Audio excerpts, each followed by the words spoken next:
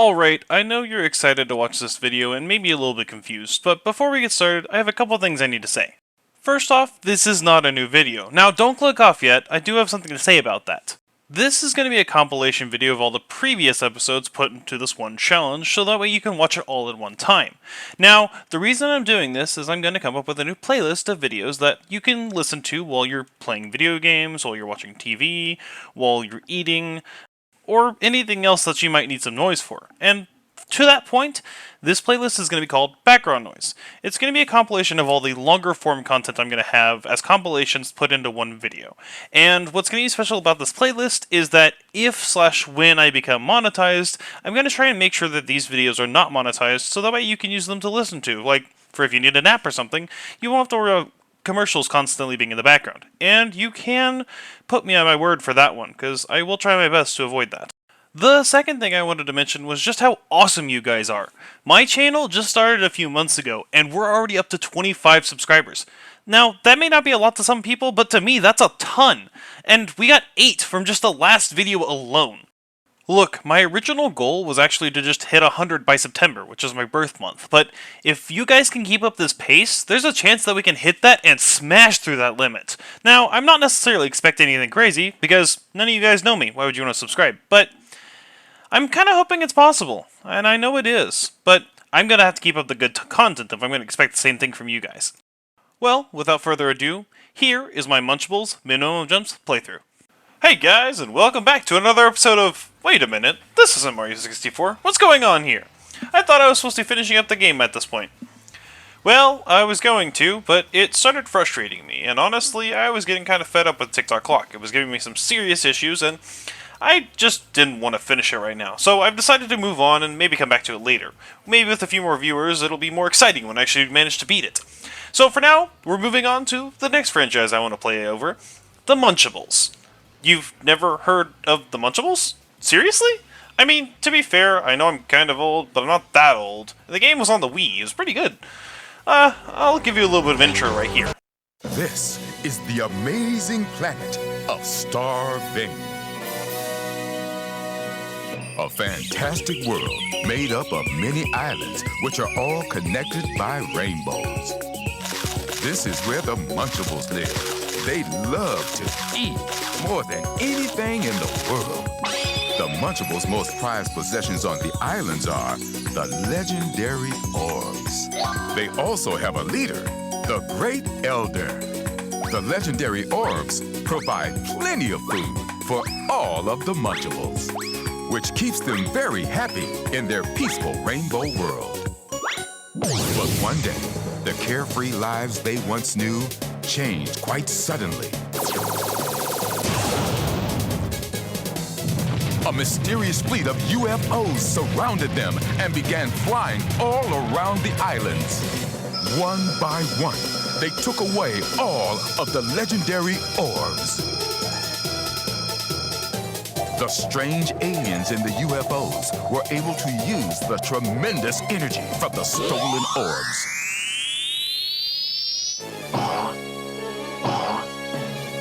And this gave them incredible power. Suddenly, masses of aliens came pouring down from the UFO. They were a terrifying army of monsters. Space pirates called Tabiman monsters. Ooh, look how scary they are. This put the whole planet of Starving in peril, and the Great Elder was in desperate need of a plan.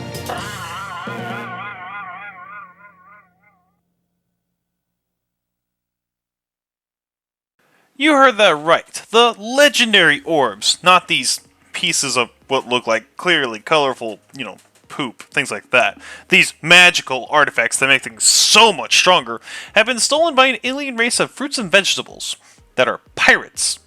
It's an interesting theme and a way of going about it, but at least it gives us a plotline to work with. Here's where things get a little interesting, though. I wanted to do a bit of a challenge run for this game. I figured maybe minimum dashes, minimum chomps. I don't know if I really want to do those right now, but they'll sound like they could be interesting. But what I wanted to do was a bit of a classic in the Kirby and Mario scene. Shout out to the YouTubers on screen, their YouTube channels are listed right there. Minimum jumps. Is it possible to beat this game with 0 jumps? I don't know, we're about to find out. But what is the minimum number of jumps that are required in order to beat this game is the absolute best I want to find out. To the best of my ability, at least. We begin our journey by picking Jumper, and the old man from the intro decides to give us a little bit of a pep talk and tell us that we need to do things for him. Like, help him eat the pirates, because they look tasty to us for some reason. I mean, whatever, they're a bunch of fruit and vegetables, it kinda makes sense. So, we decide to head right into level 1, and instead of taking us to level 1, it takes us into the tutorial. Now, like a lot of games with challenges like this, it's unfortunate because the tutorial means that we'll most likely need to do something like jump, or move around, or dash in order to learn the basic controls. However, what we can do is just quit the tutorial. It counts as us finishing the level, and we can progress easily enough. Simple as that. No jumps needed for the tutorial. Opening up into level 1, we're greeted with a scenic shot of the town on fire. Quite a fun thing to look at. I mean, not really, but anyways, our goal here is to eat a bunch of these fruits and vegetables to level up and gain size in order to be able to eat this spaceship to stop them from invading and continuing to attack us. Also, I realize I haven't really explained the mechanics of this game that well yet. There's 3 basic types of movement: walking around, jumping, and dashing. Dashing allows you to split enemies that are higher levels than you in half in order to, eat them as a lower level. Jumping obviously allows you to traverse around areas, and walking is, well, just walking. Pretty simple. The whole goal of the game, though, is to eat a bunch of fruits and vegetables to grow in size in order to try and eat the evil villains and, kick them out of your land. Or, consume them so that way they never have to show back up again. Now, I know what you might be thinking, and no, I haven't jumped a single time in this entire explanation. Every single one of those things that you saw right there were me walking up the wall. And I don't know exactly how to explain it, but there are several walls in this game that if you just walk into long enough, you'll kind of just traverse up them without even trying. And we're going to be abusing this quite a bit in order to avoid jumps. Here's the first example of us using a dash, as we have to break this enemy in order to progress. We have to eat the smaller parts in order to get big enough to eat these little crates here to get past. Now, if this were a no dash run, we would definitely have to take this into account and see if there's a way to avoid it, but honestly, I don't know that there is. After massacring a few more of the non-locals, we come across these mushrooms, which are a bit of an interesting situation. They definitely look like they're raised off the ground and away from each other, and yet somehow, when I came down here to try and get the acorn that I was looking for, I was able to just walk my way back up. Again, not really sure what's happened with these collisions, but I'm not going to complain in a minimum jump challenge. This just makes my life easier. Now, if you're wondering what those acorns are, there's a collectible in every level in the shape of these acorns, and if you collect all of them, you can get a little bit of a vanity item. However, I'm only going to try and collect as many as I can without jumping. If any of them require jumps, I will come back to them later with either new knowledge of tech, or I might have a little secret at the end of the series that I want to try out to see if it'll help me at all. So here's our first major obstacle. These flowers here on the right side that you can see. Yeah, I tried to go down and get the acorn and tried multiple things to try and get back. Honestly, I thought just being underneath it, the collision would push me back up, but it didn't. And I tried using a couple dashes to do the same, and to no avail. Nothing seemed to work. Well, I went ahead and restarted and decided to try again. Returning back to this point, I found another problem though. Even if I made it across to the middle flower, which wasn't very difficult, I had no way of making it to the third. I tried climbing up the wall, bouncing off of it, even using a little bit of the height and a dash to try and bounce across to the other side.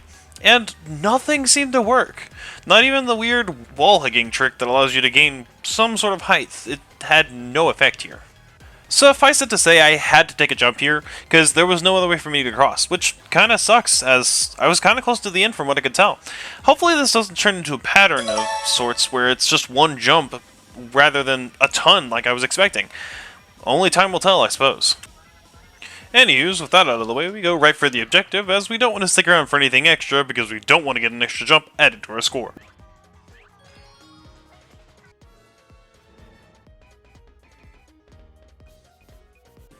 At the end of each level, you'll have a little bit of a session with the old guy who just tells you, oh, you did okay, or ooh, you did amazing, depending on how many meals/things you ate. It's nothing special, and even getting an S rank doesn't really do much that I'm aware of, so I'm not going to try and focus on that too much. He also is obsessed over the acorns, and he's the one who gives you the vanity items if you manage to collect them all.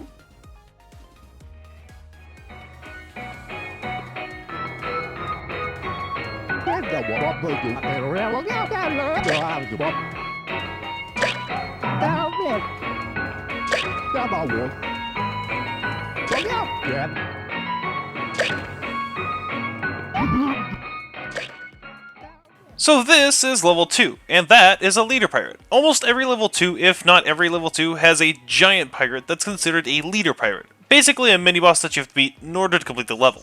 And it's not too difficult. All you have to do is eat a bunch of other things and then punch them a few times to try and knock them down. Some of them you could even eat in one bite if you get enough meals beforehand.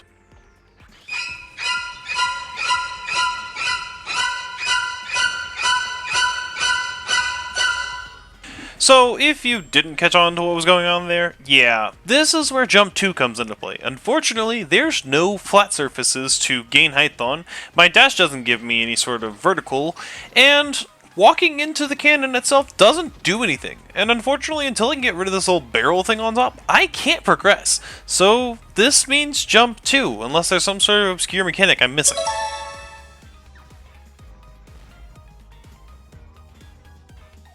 It wasn't too long after when I got to this area that I thought I might have to take a third, as that barrel there is the same sort of predicament. Where there is a wall this time, unfortunately it's not quite the same as the regular walls that allow you to gain height normally, and it didn't quite do what I needed it to do.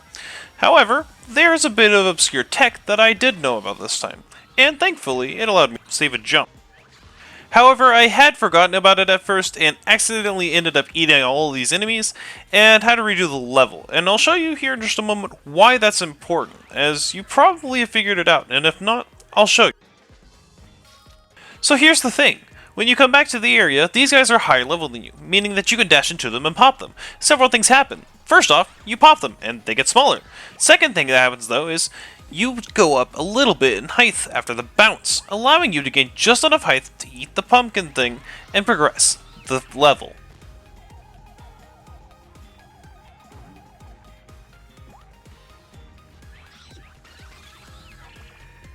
After going through a little bit more of the level, I thought I was going to have to restart again because I killed all the large enemies and I wasn't sure if I was going to be able to get enough height to get over here to this cannon. However, thankfully I was able to just walk up it and trigger the A press in order to get across. No jumps needed for that, thankfully. Now we're right in front of the boss, and while I could probably technically take him out by popping him several times over, it wouldn't help much as he would re-merge by the time I could get even 1 or 2 hits on him. So I decided to go ahead and explore the level some more. As long as I can avoid jumps, I can gain size. So, let's go ahead and keep exploring. We explore the area, finding anything and everything that we can use to gain size. We find this marsh, we find a couple of bridges, we find some other areas that we've actually explored before. However, with our newfound size, we're easily able to access the cannons and get through anywhere we'd like to.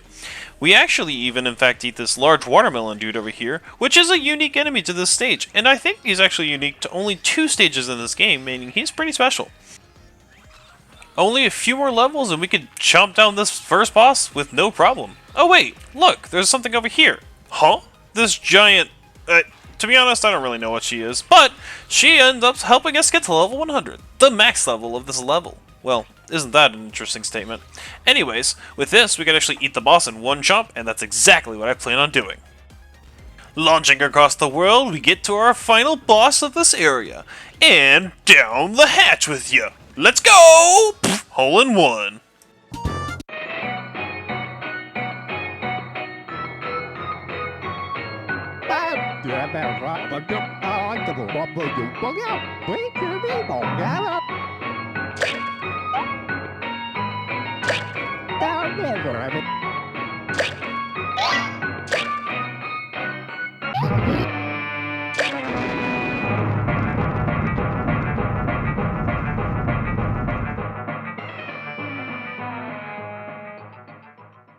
So, yeah, this is Brocco Lee. He's supposed to be really strong, I guess, but he doesn't even really fight you with his hands. He spins around to throw you backwards and throws tomato bombs at you. I mean, it's kind of scary because, you know, they're explosives, but all things considered, I think him punching me in the face would probably do a lot more damage. Anyways, main gimmick of this boss fight is a bunch of many others. You know, open weak spot on the back. Pretty easy to just hit once he gets, oh, I'm so sleepy and tired because I threw 2 tomato bombs at you. You know, that kind of thing. And what's weird is, you make him smaller by hitting it, and yet he throws more tomato bombs. So how is he getting less tired from... Maybe it's from losing all those leaves when you hit him. I don't know. Either way, it's quite simple. You just run around, don't stop moving, he really can't hit you, then grab all of his extra parts and hit him in the back 2 more times. I mean... what else are you supposed to do?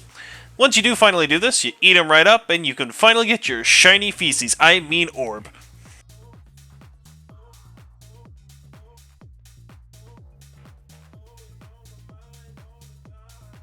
Once you do this, the dark and ominous figure, definitely not the final boss, comes in to check on his loyal minion Broccoli, and starts complaining that he's lazy, and probably is just not paying attention because, you know, that's just how he is, and he should never have given him that power in the first place, blah blah blah blah. Anyways, he gets angry and moves along to try and check on his other minions, but honestly, he's kinda slow to the uptake, and doesn't even realize that Broccoli's gone already. Okay, come on. They're not even trying to hide what this thing looks like anymore. He literally poops it out to display it on the front. I mean, I guess it's a magical orb, but like, why'd they have to do that? Come on, creators. You knew exactly what you were doing. After defeating Broccoli, we opened up the rainbow, to World 2, allowing us to access all of the second levels. Let's go ahead and jump right in to see how hard they are. We open into World 2 Level 1 with this shot of the ruins, being, well, ruined by more of these giant fruit alien pirate things. And, you know, our goal as usual is to eat them all up. However, this time, there are machines disrupting the area and making this bone creature's energy be depleted, not allowing it to protect the area like it's supposed to, because it's been doing its job for several thousand years. This level starts off like many others. You go around, you eat some of the not-so-locals. However, some of them have made themselves feel at home and have given themselves some new attire, as well as a spear and shield to try and deal with me. But if they think that's going to take care of me, they're going to need a lot more than that. The first of the three main generators that we need to eat is literally right at the beginning area. You just eat up all the enemies nearby, and you grab it, and you can move on real easily. Next, we're going to grab one of these fruits and start exploring around to find the other two machines.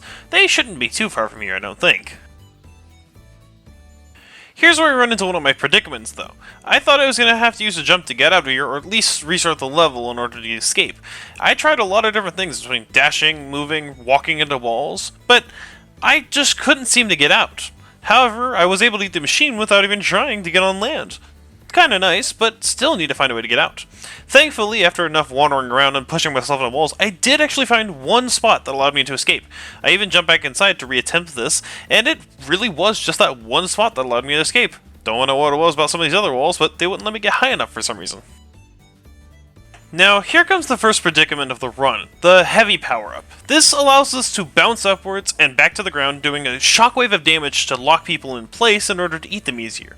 Now, I don't know about you, but I'm not actually manually jumping here, so I don't know if I should count this or not, but for this one at least, I'm not going to count it, and I'm going to try and avoid it as long as possible, but if I decide to use it to try and avoid using other jumps, I'm just going to count it as its own separate counter. For now, we'll just say it doesn't count though, since no progression was actually made using it.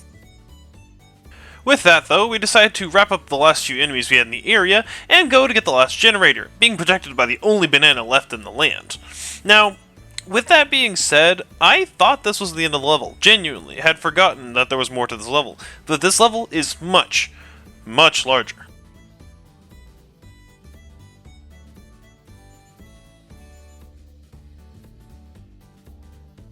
Now, as you can see, there's a much larger group of enemies, and now we have to take care of 3 more generators. Except this time, they like to mess with our little map at the bottom. However, since this is the first level requiring this mechanic, it's not that bad.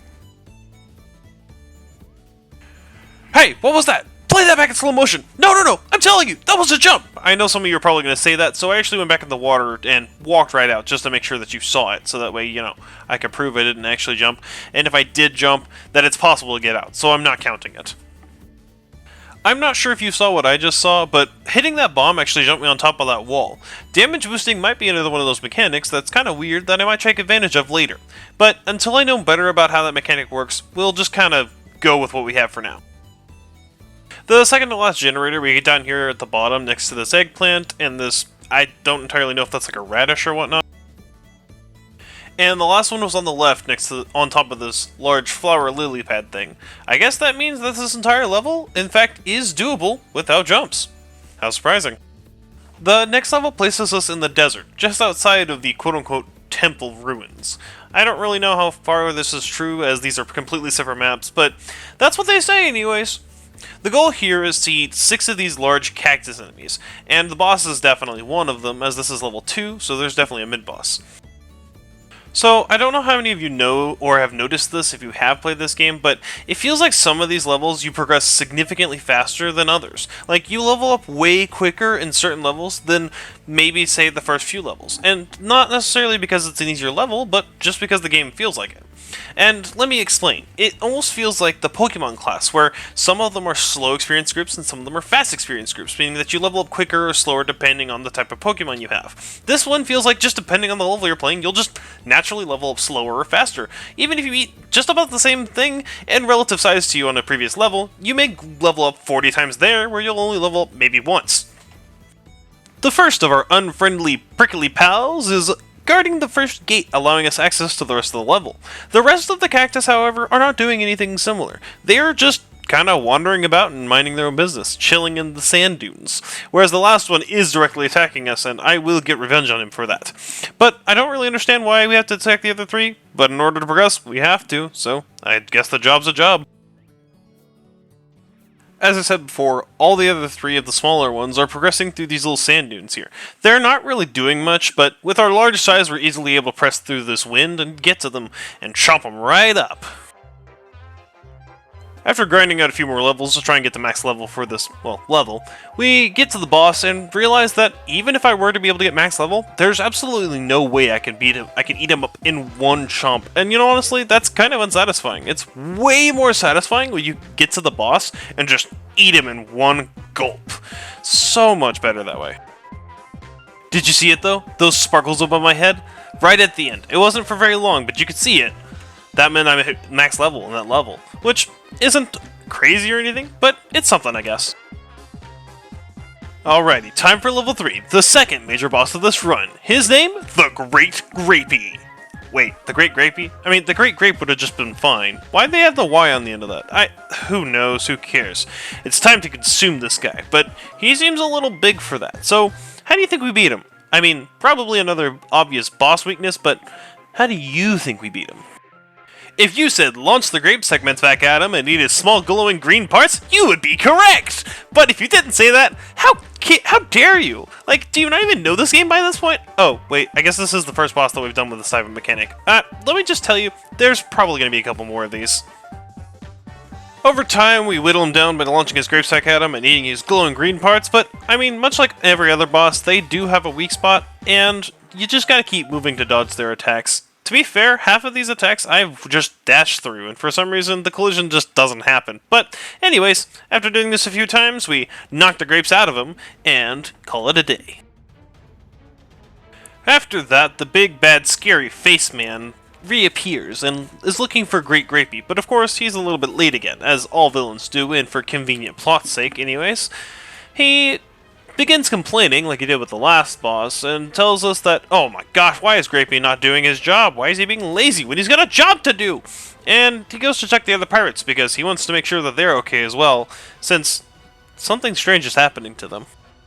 After completing the level, we turn in our second orb this time. We turn in our second great orb and we get the prize again. This time though, we got all the acorns, allowing us to get 2 prizes. Kinda crazy, right? Except the acorns were kind of just sitting there, so it wasn't that hard. We're gonna continue our journey by going back to level 1, as I actually made a grave error in realizing that there was a way for me to save that jump.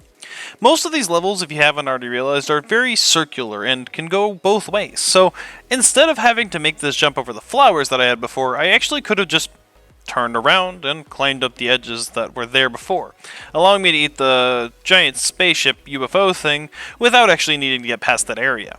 I feel kind of dumb realizing this now, but at least I realized it before I finished the video and said that I had 2 jumps still left.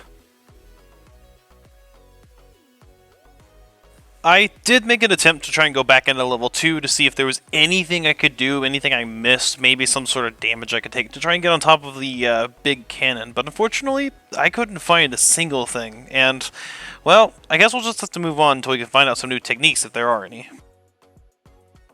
Time to head on to World 3, the Gulp Sea.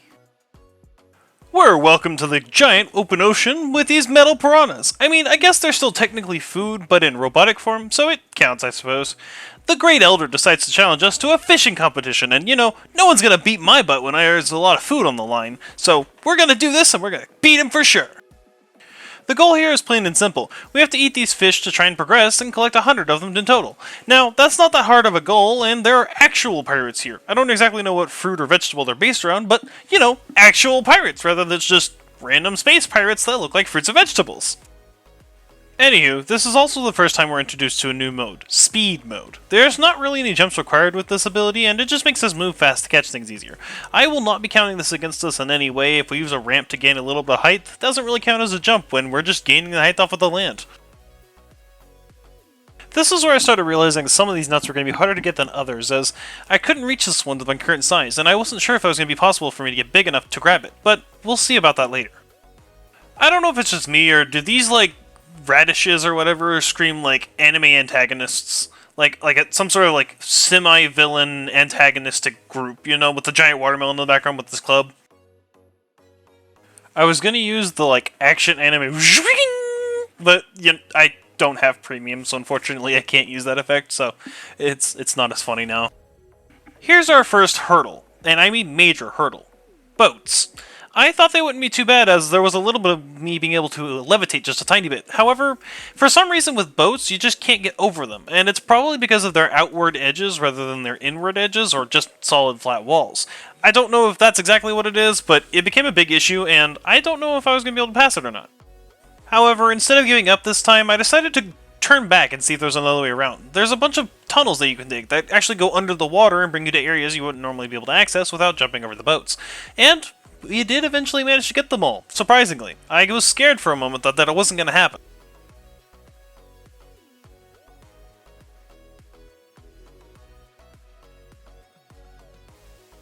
Here we are, down to 3. There wasn't many left, but we just had to use our radar and our minds to find the last few. And not jump, of course. I did try to use a little bit of an island boost to get over these, but it didn't really work. So we just ended up using little tunnels to get through anyways.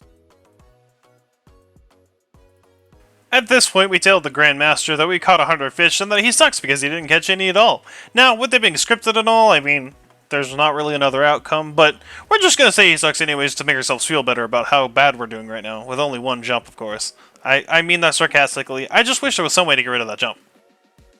For our next level, we open up into the ocean depths. Quite beautiful. Quite, well, blue at least.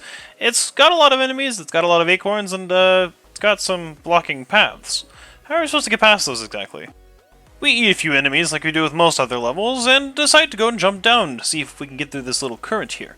Now, however, we are not fat enough, nor large enough, nor will ever be big enough to get through it alone. So we've got to progress in another way. It is here we are told that there are comically large weights that can allow us to get down easily. But why these are here, I don't know. And why chomping on their ends doesn't break our teeth, I will never know either. Honestly, there isn't a ton to talk about in this level. It's a pretty simple one. Other than eating a few more of these anime blade wielder veggies, it's pretty simple. We just run through, grab the acorns, take the weights down, and get some more items. Grow in size, fight the boss, I mean, standard level 2 things. But there's a couple things I learned here that I had forgotten about previously. Here's where I accidentally remind myself of a feature I didn't realize I had before. The Z button. It allows you to lock onto enemies and most objects and just be able to munch towards them, and that includes up, which is a very useful tool. This might be able to be used on something later, huh? Wink wink nudge nudge. Once we make it to the bottom, we realize there's a giant robot harassing the locals, and that the majestic legendary orb is nowhere to be found. However, our level is only 120, and we can't get any higher than that. Man, if we were doing a no-dash run, we definitely wouldn't be able to achieve it, as I'm pretty sure this boss is required to be crushed. I'm not sure there's a way around it, unfortunately. But that's not what we're doing today. We're doing min jumps, and this one required none. If it wasn't obvious before, here's the part I was hinting at. We go back into level 2 to try out this new Z trick to see if it may work on this barrel part. I mean, it works on most other things. Power-ups, small fruit that you can use to travel on, and definitely enemies, so why wouldn't it work on this? At first it didn't seem to want to work, so I tried to go ahead and get to sizes that were larger than what its level cap was, just in case that might have been it. I wandered around for a couple minutes, tried to look around and get everything I could. However, for some reason, this is one of the very few items that's just not Z-lockable for some reason. I don't know why, and I don't know how they didn't program it the same way, but unfortunately it's still not grabbable, requiring one jump. Alright, let's progress on to the boss fight. It's gonna be the Big Fishy. And there's definitely something fishy about him, considering he's also a robot. Why aren't they just regular fish? I don't really know, but maybe it'll explain it later. He may be a fish, but you might as well call him related to Sonic the Hedgehog with moves like this. This boss is plenty exploitable like many others. I mean, you just hit him, make him mad, run him into a wall, and boom! There's his weak spot. Pretty simple, pretty easy, but again, this is a game for kids. I said that over Mario 64 though, and we saw where that got me. Crash him into the wall just a few more times, and boom! We've got him down. Not too difficult, as all things put it, and honestly, it was one of the easier bosses overall. Also, if you couldn't tell, very easily, no jumps required. Big scary dark face man shows up and decides to talk to us once again. Well, not us, but the protagonist to explain some things, trying to figure out what happened to his robot. Now, he did explain that it is his robot and it's not programmed to go off like this, so something had to have happened and taken care of his machinery. Now, who or what that was, who knows? Couldn't be me. You guessed it, it's time for us to move right on to World 4, Blue Sky. As you could probably tell, this blue sky has a lot to do with floating islands, which doesn't bode well for our quest if we have to jump a few times to get on top of them. Let's just hope that's not what's required as we progress. As we begin though, this, I don't know what to call it, we're gonna say duck, tells us that it needs to get home to its family, but can't get across these floating bridges because, well, they're not out right now. So we've got to flick these switches to get these boats to move and get us across. Let's get it done. So, here's the gimmick of this world. These weather switches. They make it between sunny and cloudy, and clouds can help us get around platforms, whereas sunny can help us get underneath the clouds to unveil certain things. Very helpful, very useful, but let's just hope these clouds aren't in a weird position for us. Again, with the level scaling in this game, it's just kinda weird. These enemies were significantly larger than I was, and I just got into this area. Now, it may have been wanting me to progress and then come back, but I'm not that kind of guy, unfortunately. However, what I think I've learned is that if you do consume larger enemies without popping them, you do gain more experience to level up to your next rank. But, unfortunately, I just don't like coming back to areas if I can avoid it. Hitting the button on the right, we take the heart cannon, and I'm realizing now that each of these trees here are actually card suits. Huh. Surprising I never thought about that before until more recently. Here's the last ability of the game. It could be called the cutter, it could be called the sonic spin dash, but what they call it in this game is spin mode. Basically how it works is you cut enemies in half as if you were dashing into them, but much faster and more efficiently. The difference here though is that when you try to let them refuse, they don't. So this gives you as much advantage and time as you need to try and go consume them. Shooting back to the first island, we now are large enough to hit the button at the very beginning that moves the boat here. We can now progress to the next two cannons, which will hopefully help us make a lot more progress. Here's the dilemma though. We actually have enough size to hit either side, but unfortunately I don't know which one to choose. I decided to go with the left one as it is the lower level one, so progressional wise it makes sense that that would be the one they would want us to take first. Everything's going smoothly until we make it here, to this area with the clouds and these little floating islands. Unfortunately, much like the boat situation, these islands are kind of like an inversion of the normal hills that we're able to just walk up. Now, the problem with that is that there is no way to even get a little bit of height. Unlike the boats, where we could get some height and maybe somehow clip on top of them, these actually had no way of doing any of the hovering effects. We had to add not one, not two, but 3 jumps to our score, which quadruples the amount of jumps we have so far. That's not good. What are you gonna do though? Progress, I suppose. We're gonna go ahead and hit this switch, hit this button that allows us to get to the bottom cannon that we didn't have access to before, and keep moving on. Out of curiosity though, I decided to go ahead and take the other path just to see what was over there. Everything seemed fairly normal, the only difference was that I didn't have to use any jumps to get over here. Huh, how strange.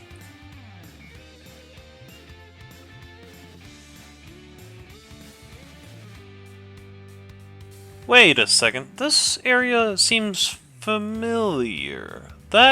Wait, isn't that the switch from before? The one that allowed us to get across. Wait a second. Wait, this path didn't require any jumps, so if I could just use this path and take it across rather than doing the original path, then I've got to restart. Do this again. With no jumps. Using the top right cannon and taking a similar route to what we did before, we required no jumps to get back over here. Now, we have 0 jumps and can continue the level with at least 3 less than we were supposed to have.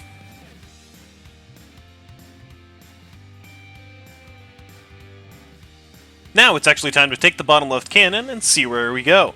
This way we should hopefully be able to get that boat. And sure enough, we easily have enough size to hit the button and get it to move. But before we leave this area, there was one of those acorns on top of that tree I wanted to get. You know, the one you saw as we were launching over here.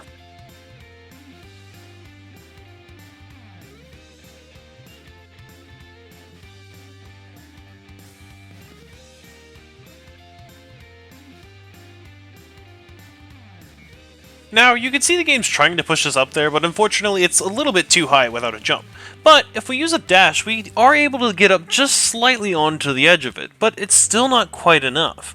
But, as you can see here, munching actually gives us a little bit of height. How this works exactly, I'm not entirely sure, but if you're on a slanted slope and you're not normally supposed to be able to stay there, munching just gives you enough height to progress upwards. I might have to try that on the cannon. Well, with that, we decided to go ahead and go to the finish line, as our goal isn't necessarily to need everything and complete 100% right now, just to see what the minimum amount of jumps is. As I said before, though, that munching trick is something we might need to try on the cannon. I'm not giving up on this yet. I really want to try and have a 0 jumps run, but I still don't even know what's upcoming yet. But the more we can save now, the better off we'll be. Yeah, so the munching didn't exactly work, unfortunately. So I decided to try one last thing before to give up on this. I figured if you could potentially push a vegetable far enough to it and knock it into the air using your dash, you could munch upwards just enough to be able to do the munch tech to, you know, get on top. Although, I don't know how possible this is. It feels almost there, and I had a couple of really close attempts, but nothing was quite close enough. I feel like if you had a task, you might be able to pull this off, but as a human, it's just not possible with this specific tech. With that, I suppose it's time for level 2 of the Islands in the Sky. There's only a few things of note here, as not really much happened, and for what it's worth, I don't think we had any jumps here. Once we made it to the main island of the lighthouse, we come across this enemy that I kind of figured I'd be able to pop and maybe eat, but unfortunately he's flying a little too high. Thankfully, eating everything in the game isn't necessarily a requirement, so we're really not going to worry about it right now. We'll just keep going and maybe come back to it if we have to. The only other major thing of note in this level is that if I had managed to get just a few more levels from, I don't know, an enemy that I could have potentially eaten earlier, there's a chance I could have actually eaten this big boss bird in one bite, which would have been oh so satisfying and scrumptious, but unfortunately it just didn't work out, so we had to pop it and eat it in the end. And with that, we're on to our second and final boss of the day, the Helicantaloupe.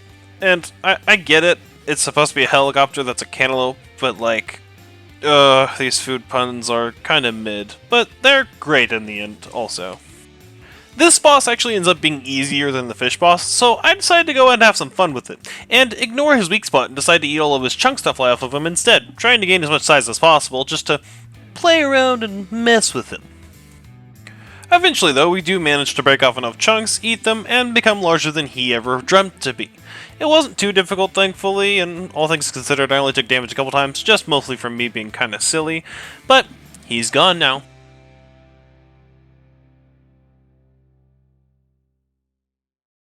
With that, Big, Dark, and Scary finally shows back up to address the situation. However, he's a little too late once again, and is seriously concerned about what's going on here, as this shouldn't be happening. He's worried that maybe his minions are actually being defeated, rather than, you know, leaving all the work up to their minions, like he's been doing the whole time. After that long-winded cutscene from the big bad who wants to talk so much, he decides to, wait, what's going on? He's talking to us.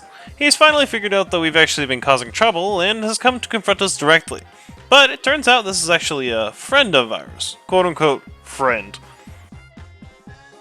We also learn that this big machine isn't really as big as we think it is. It's run by a smaller man known as Don Onion.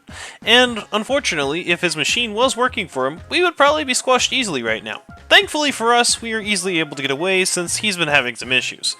Well, we live for another day, and his minions will not.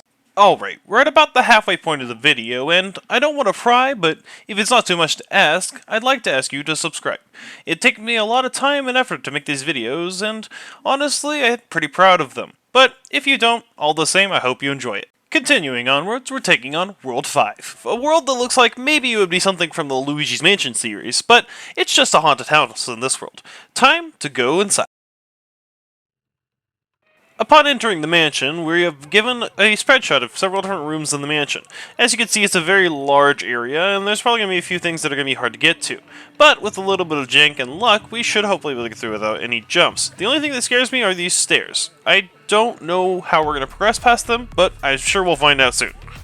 We start off nice and simple by learning this world's mechanics, and for the very first level, it's keys. I mean, doors are locked, you get a key, you open the door. Pretty simple, nothing too complicated, but now we have to find the keys in order to get through the rest of the doors.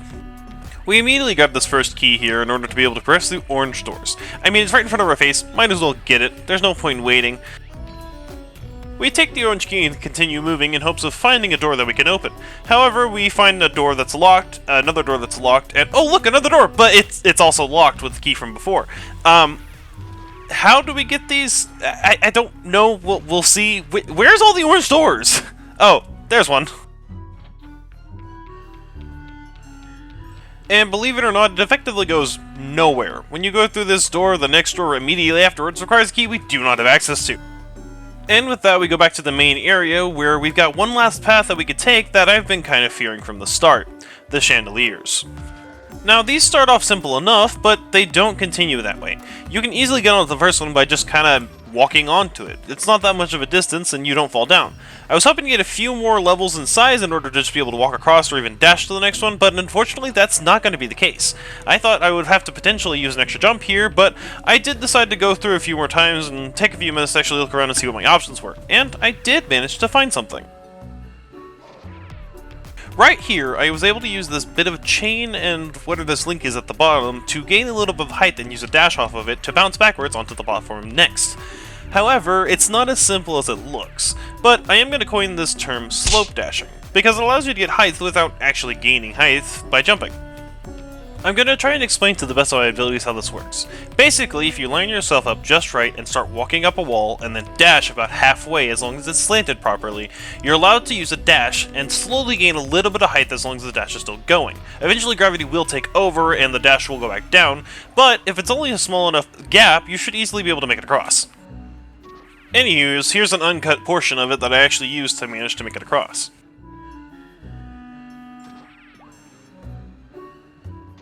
Oh, and hey look, another door for us to finally use our orange key on. That might actually lead somewhere.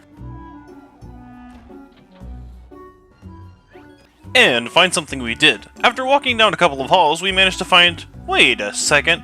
Is that a Mega Boss being reused as a mini-enemy? This is one of those games, huh? After exploring around and getting through each of the areas, we realized that pretty much everything is a dead end, other than this area beneath the terrace. I would say, oh no, ghostly ghouls! But, you know, if machines aren't going to stop this guy from eating anything, I doubt zombies are. Well, I hope nobody's thirsty as we make our way into one of the abandoned wells, allowing us to get access to the yellow key. It looks very much like a lemon, and that's probably the point, because everything's food themed here, it makes sense. Not that it's necessarily important or anything, but it was kind of funny that there was a bunch of food running around on this table. Very ironic for, you know, me being something that eats a lot of these things. Ah, there's the last key, and also... Ah! Ghosts! Somebody call Luigi! We need help! Oh wait, they're just carrots and sheets. I'm pretty sure I can handle this. We just have to hunt 20 of these things down. That's not too bad. 20 of them, we do.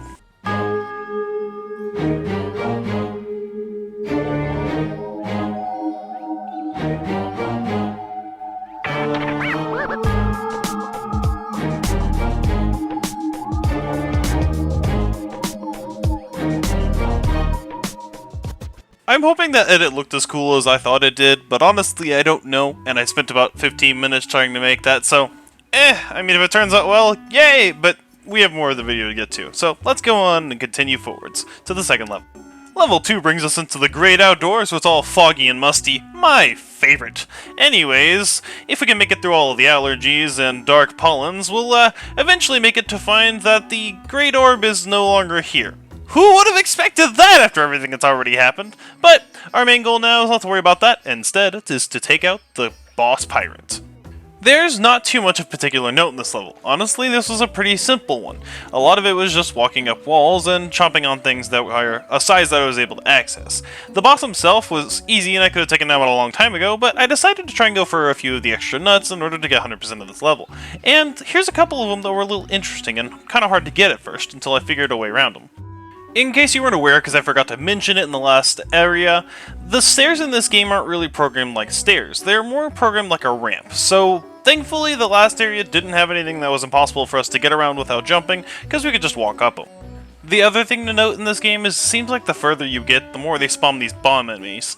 And it's kind of annoying because they are the only enemy in the game that when you consume them will deal damage to you no matter what their size, but in the same rate, I should be getting better to be able to just dash into them and throw them away. So, I don't really know what the solution is here, but I'm going to try and get better about that. But it's been kind of annoying with how many they've just been putting out there. Most of the acorns in this area were fairly easy to collect, and not too much of a problem. There was, however, one of them. That one in the tree there you just saw. That one was a little more complicated as it wasn't in the area that I could just put my foot on or walk around to. So I had to come up with a clever way of just munching and kind of dashing with the munch off of the top area with a little bit of extra size, and I was actually able to get it. This leader pirate was definitely large and in the way, however, we definitely came back once we had the levels that were required and munched him right up. We are now entering the domain of the mushroom thriller. You know, like, thriller, thriller, you know that. It's pretty much going to be probably that if I had to bet. No, this is a boss fight? Oh. Well, if you've been here, you know the drill by now. Eat some lackeys, get the acorns, punch the big guy, he reveals his weak spot to you after trying to kill you, and you munch him up a few times and he's done for.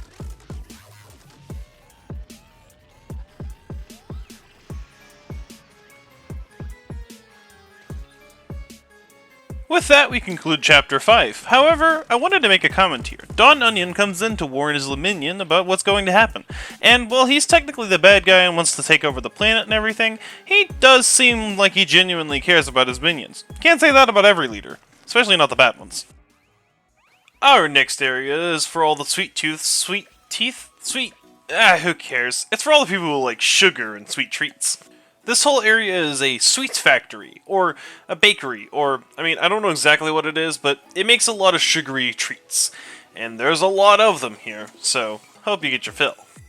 Our goal in this level is quite simple. We just need to make it to the end and try to continue onwards, to get to the bigger treat enemies. But it's kind of ironic.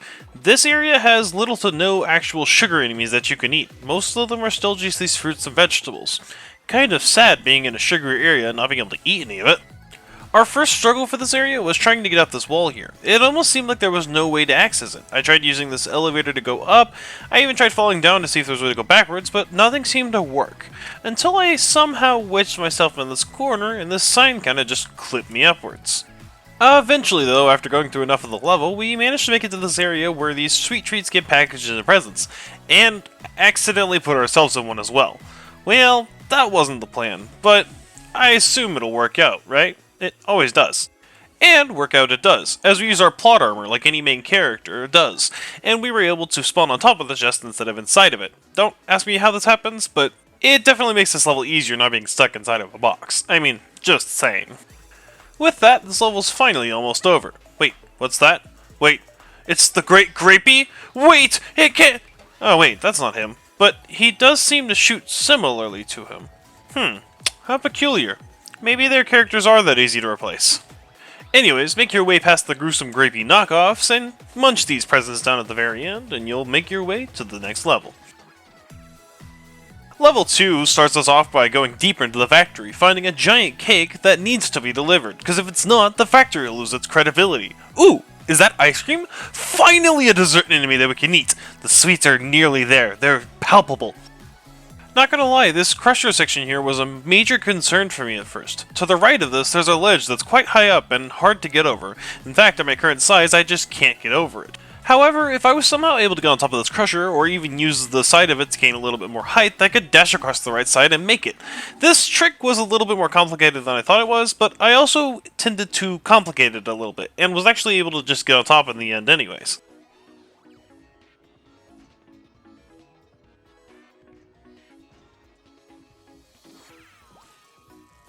Other than that, there weren't really much in the ways of major obstacles. There was a few enemies that were extra large in size, but again, since we're not doing a no dash run, they were pretty simple to just pop and take care of. The only other thing I feel like I should mention here is that this area feels kind of like a maze, but not in the kind of sense where it's got a bunch of paths that lead to one exit, rather that all the paths kind of lead backwards into themselves until you manage to make it to the end. Which happened to be pretty much right at the beginning, we just couldn't get in the gate originally. With that, we're finally onto the ice cream boss man. Finally, some sugar, some sweets, but here's also something interesting. Unlike most of the other bosses, his little minion buddies, they actually respawn. Most other enemies and bosses do not do this. Although, they only respawn twice, so I guess it's not too special, but it's still more than others.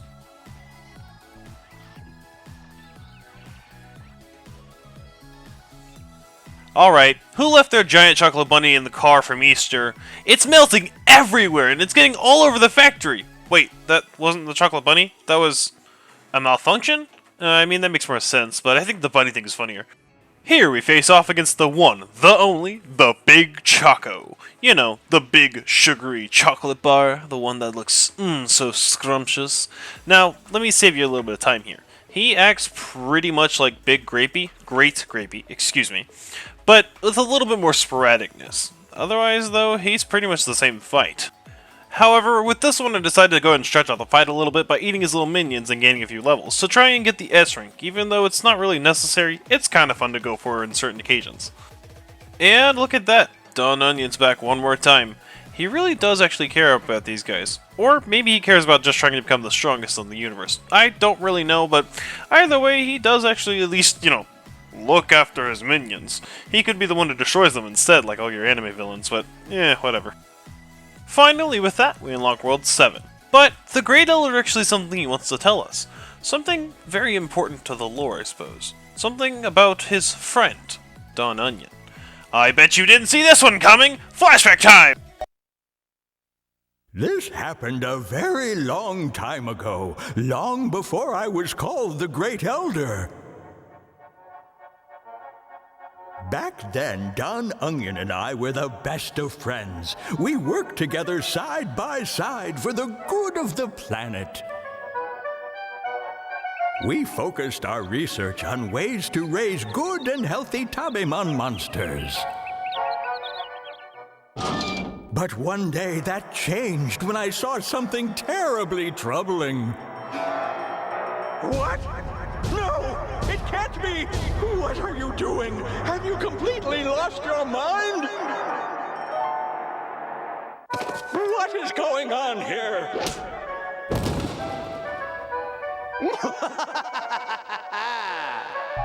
These are the creations I've been working on. My Neo-Tabemon monsters will soon be complete. Soon I will be the ruler of the universe. You fool! This is madness! Neo-Tabemon monsters? So you can rule the universe? I couldn't believe my ears when I heard Don Onion's evil plan. I left the lab in complete disgust. So, yeah, it looks like Don Onion's always been a bad guy. So, what I was saying before, I mean, he might care about his minions, but he definitely doesn't care about the rest of the universe, so that's fun. Alrighty, well this saga's gone actually a lot better than I expected it to. Even a few of you have actually noticed what this game is and have told me that it's from your childhood as well. That's great to hear, as it was a big part of my childhood as well. I do plan on coming back to revisit it for some other challenges later, but for now, let's get into the last part of this series. To start off the last section, we're going to an area called Mount Brim, an area with lots of lava and lots of ice, much like one of the Mario Galaxy planets. I've also decided to go ahead and use some of the actual game music in the background, which is something I should have been doing for a while now. Some of these musics are a bop. Our first level of Chapter 7 opens us up into this large, mountainous range of ice and lava. Much like I said before, it's very dangerous and very, well, alternate world-like. However, these walls are very much so metal, making me intrigued if these robots were around before they decided to bring the Tabamon monsters in. The goal for this level is quite simple, and actually quite the opposite to one of the water levels we had done earlier. We have to make it to the summit of the entire mountain. There, we should hopefully be able to find the mysterious legendary orb that hopefully is still around, but most likely isn't. As you just saw, I did have to use a little bit of a damage boost to get over this gap, as I wasn't quite able to make it with my current size. This will happen a few times throughout the level, but none of them, unfortunately, were unclearable. Again, we come back to another point of the game's level system being a little bit sporadic, though. Here, we're able to easily split the corn mob into multiple pieces that we can eat easily, but when we get into this carrot-like enemy, yeah, it requires 2 pops, because for some reason he's still a higher level than us, even though we've eaten everything up to this point. I don't really get why there's so much variety, and how this exactly helps my situation. I guess it's probably harder because it's later, but whatever. We progress and level up and move on anyways. Okay, so I might have lied, or at least had forgotten up to this point.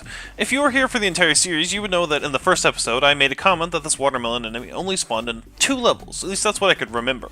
Now, from what I could tell, this is the 4th time we've run into him, so maybe he's not quite as unique as I thought he was, but he's still kind of a cool enemy nonetheless. Oh, so this level wasn't really that complicated. It was a lot of back and forth, but this ledge was honestly the hardest part of this level. How do we get past it, you say? Well, we just bashed our head into it long enough, and eventually we managed to kind of just wander our way upwards. You know, fun how that works. After that, we use the geysers that are conveniently placed to help us get back upwards and get out of here, to finally beat the level.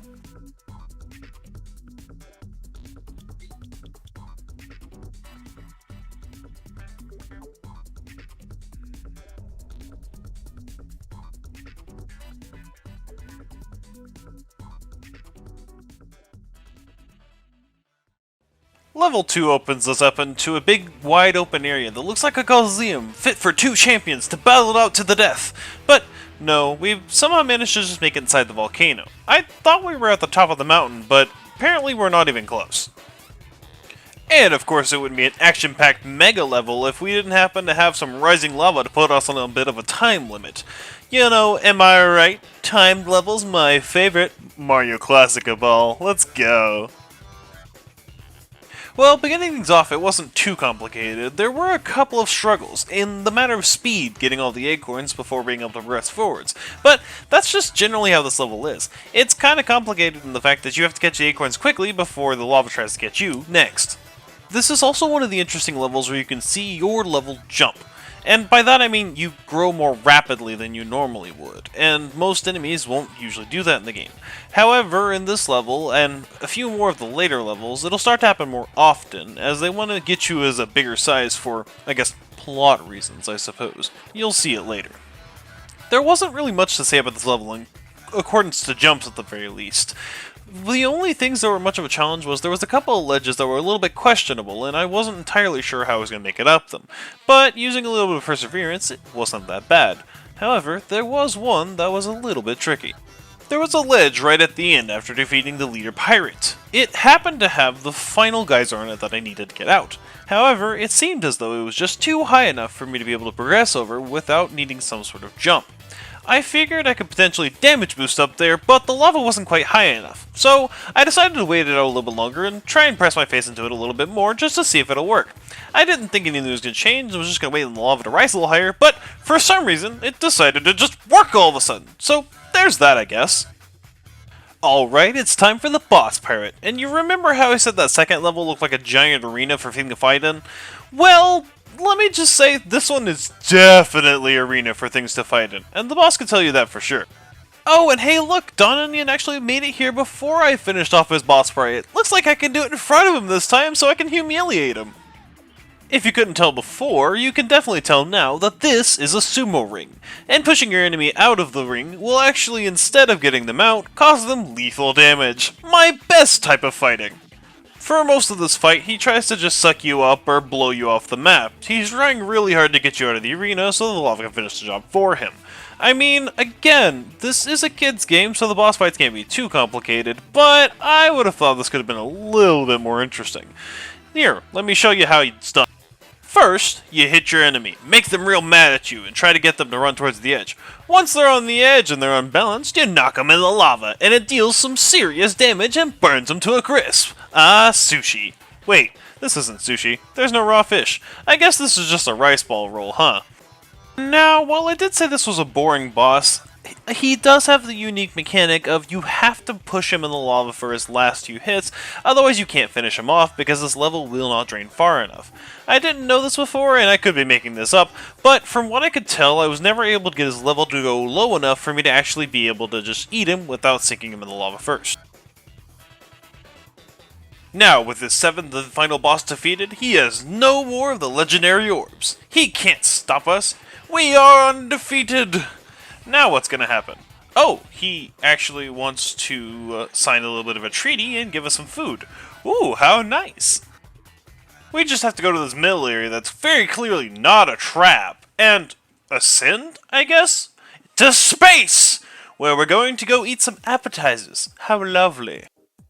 Well, it opens us up into an area that looks like a bunch of pots floating in the sky, and the Great Elder is telling us how he hasn't been to a picnic like this in such a long time. Now, with that being said, this all looks scrumptious, but Don Onion decides to make a little bit of an entrance to crash the party. And wait, what is this? That television. It looks familiar. Almost like it looks like some other game that has a similar type of tone. One that has a TV in the top right corner as you're running through levels and I don't know, I just can't think of what that game is all of a sudden.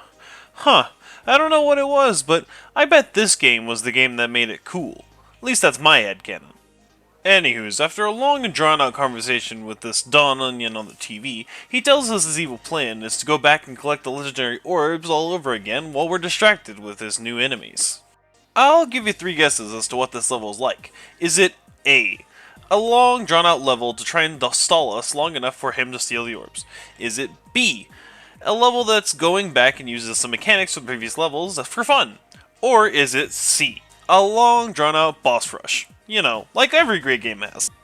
If you said C, you would be absolutely correct. It's a boss rush! And don't you worry, we're going to fight all the bosses, not just the leader pirates. But those will come in just a moment. Area 1 starts off plain and simple, but we did have to make a quick restart because of the acorn on the left over there. I needed an enemy in order to get up there without jumping, but it was pretty simple once we restarted. Alrighty, I suppose that means it's time for a quick refresh on all the boss pirates. I mean, the leader pirates, excuse me. And of course, every single one of them, the Great Elder has to tell me their name of as soon as I enter the area. This first one is Melanie. If you didn't already know that, I didn't either. Just learned that now. Guess I should have read that at the beginning, huh? The second leader pirate that we fought was Cactuleus. I can't tell if they were going for like a Galileo type thing or whatnot, but it's an interesting name nonetheless. Up third is the boss known as Sea Urchin.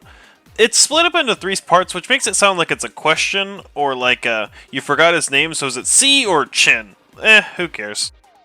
The next boss is Red Cabbage, and I thought this might be a pun for a bird's name. Like, obviously it's Red Cabbage, but like, it would be so funny if it was a bird's name as well. It would be really good, but unfortunately when I tried to look at any of the wikis, there's no information. I hope you didn't think Melanie was special, because here's Zombie Watermelony. Wow, that's very unoriginal. Unlike the next enemy, the Parfait Knight. Could totally see this being like a fighter's name in a brawling game. And last but not least, the final leader pirate. Oops, I guess I skipped it by accident. Well, I'm kinda too lazy to go back right now, so if you want to find out the name of that one, you'll have to look it up on your own. Of course, as you could probably guess, the next area is going to be a boss rush of all the actual bosses in the game, followed by the actual boss in the next level. But we'll see him in a moment. Oh my gosh, he has so many TVs! Man, he's obsessed with these things. He must have some serious money somewhere. Real quick though, the acorns in this level are a bit of a waiting game. You could technically try and get them faster, but all of them, or at least most of them, exist in this main hub area where the gravity goes up and down, or out in the little bit of vacuum of space before the boss fights. Now, don't ask me how I can survive in space, nor how these acorns can still survive, but they do exist, it just takes a little while. Just to give you a frame of reference, this is at about 12 times speed. With that said and done, we take the first portal and go meet up with our old pal, Brocco Lee. We brawl him to death and make him bawl his eyes out.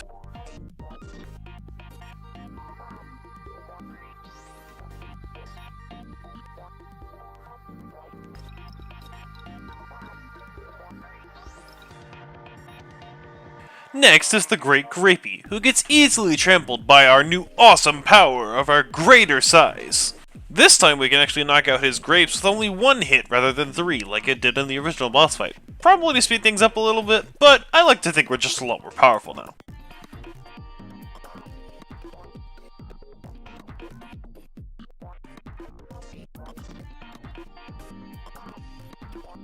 Oh man, this meal's gonna be a big one. We got a buffet. Time to fillet the big fishy.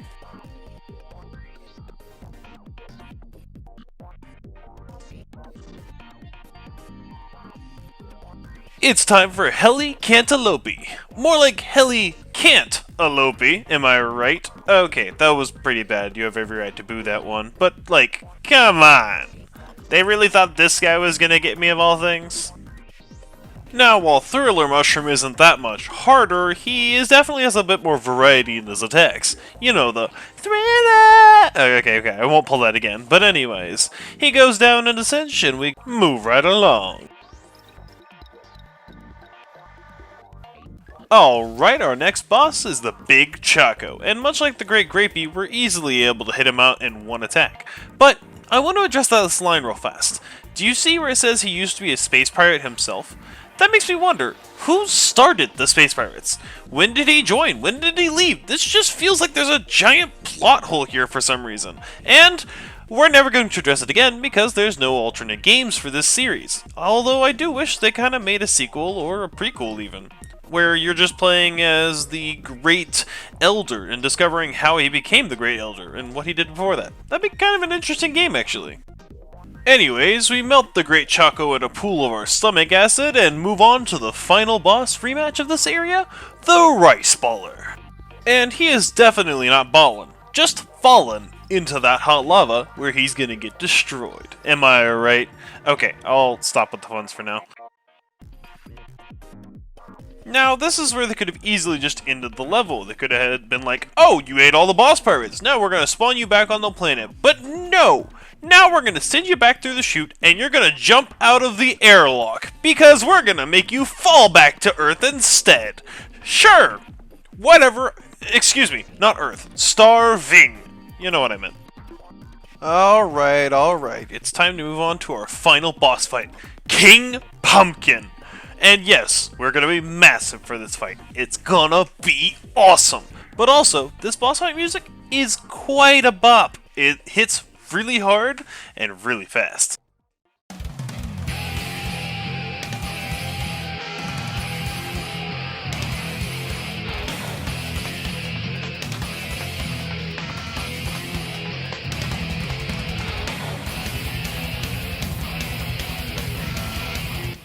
That's not too bad of a boss theme if I have to say so myself. Out of most of the games I've played before, it's pretty decent, especially for its time. Alrighty, so let me start off by explaining the gimmick of this boss. All of them have one, as you know. This one's pretty simple. As you can see, each of the 7 islands has a specific color aligned with it, and you have to use that island's energy in order to break through the shield and deal damage to the boss. You know, like using a giant spirit bomb by gaining the energy of people around you. You use the energy of the islands, and they'll help you get to the boss. They want to be saved just as much as you do. I'm just not realizing this, and I feel like I should have realized this much sooner, but the order of the islands is not random. How it may feel random, but it's just mainly because the islands are a little bit mixed up. You actually just do them in the order that you did them in the original place. First was green for the forest area, second was yellow for the desert, the third one is blue for the aqua area, the fourth one is a bit of a different green for the sky islands and floating windmills, fifth was purple for the haunted house vibe, which fit really well, mind you. Sixth was the orange one for the Candyland-like area. And last but not least was red for the hot and cold area. Once you manage to get all of his shields down, he'll then continue to try and knock you backwards while summoning bosses to attack you. This is just to prevent you from being able to damage him. However, if you survive long enough, he'll begin to fatigue himself out and give you an open spot to hit him directly in the mouth. After hitting him enough times to knock out parts to start gaining size, you can begin to gain on him, and eventually manage to get large enough to be able to eat him. But before that happens, something interesting also happens. Once you get large enough, you can actually start eating the lands you sought out to protect in the first place, making you the menace instead of the boss. I don't know if this is a better solution or not, but I'm sure they're tasty.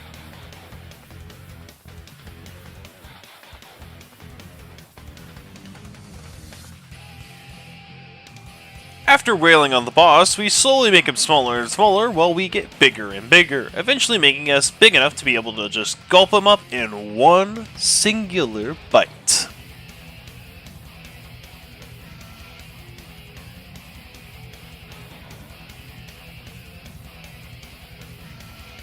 And with that, the final boss is defeated, but not without leaving us a few more words of advice, and also one last cutscene.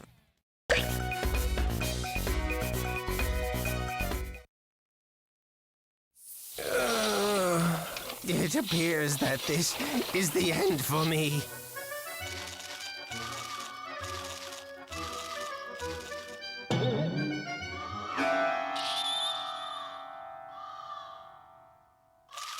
What in the world is going on here? Till we meet again, Great Elder! Hey, that's my house! What do you think you're doing? Come back here! You'll never be able to catch me! Ah, where did you two come from? No!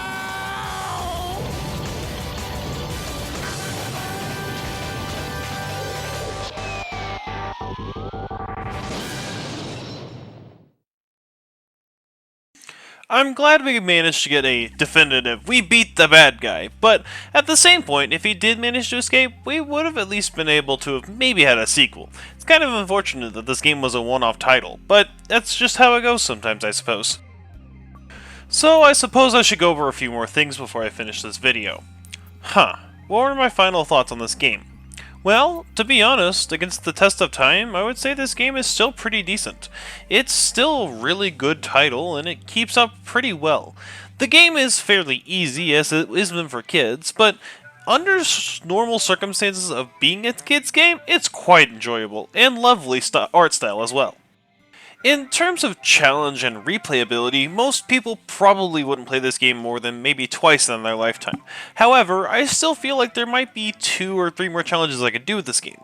If you would like to see any more of those challenges done, let me know. I'm considering doing at least a couple more. As a quick last minute note before we wrap up, I wanted to mention this unlockable you can get after beating the game. I call him Robo Munchable. He's a device that the Grand Elder created, and it's supposed to be something that's very powerful in use, and in theory it is. It gives you super dashes that go like twice, if not further, than a normal dash, and jumps that are pretty good. However, for our challenge, I'm not going to be using him at all, for the same reason as anything else. We don't have him until we beat the game, meaning that logically, we couldn't get to that point without getting those jumps, so whatever jumps we have final are what we're going to have for now. I might be able to come up with some other counter later in the off chance that he actually does make a difference, but it still won't count towards this current goal. Alrighty, I suppose it's time for our last total for this specific run, huh? Wait, you mean to tell me that there was only one level with the required jump? I don't know whether to be proud of that or quite annoyed, because on the one hand, one jump is not a lot, especially for a game like this that I thought was going to have many more. But at the same point, one jump is so close to 0 jumps, man. I could have had it if only I could figure out some new technique. But I did try the 4 or 5 ways that I thought were possible, but unfortunately only one of them might be possible. So, oh well, one jump it is. And if you think you could do better, let me know and show me a video potentially. But for now, I say I'm gonna go and get some sleep. You guys have a great day. See you later.